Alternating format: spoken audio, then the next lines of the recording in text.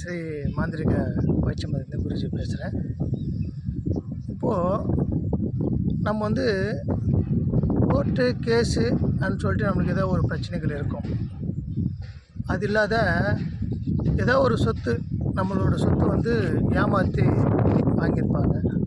அப்படி இல்லாத நம்மக்கிட்ட கடனாக வந்து பணம் வாங்கி திருப்பி தராமல் இருப்பாங்க. இதெல்லாம் வந்து நம்ம அருகாமையில் இருக்க மக்கள், தெரிஞ்ச மக்கள் தான் இந்த மாதிரி துரோகம் பண்ணுவாங்க. சரி, இழந்து போன சொத்தையும் கொடுத்த பணத்தையும் கொடுத்த செல்வத்தையும் நகைகளையும் திருப்பி பெறணும்னு சொன்னால் ஒரு வழி இருக்குது. என்னென்னா மது யக்ஷினி அப்படின்னு சொல்லிட்டு ஒரு யக்ஷி தேவதை.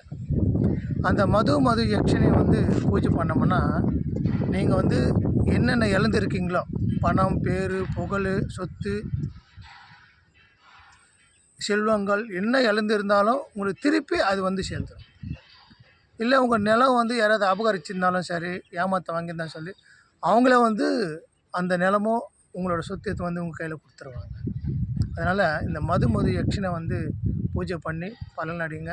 நீங்கள் எல்லோரும் நல்லா இருக்குன்னு சொல்லி வேண்டிக்கிறேன். நமச்சிவாய்.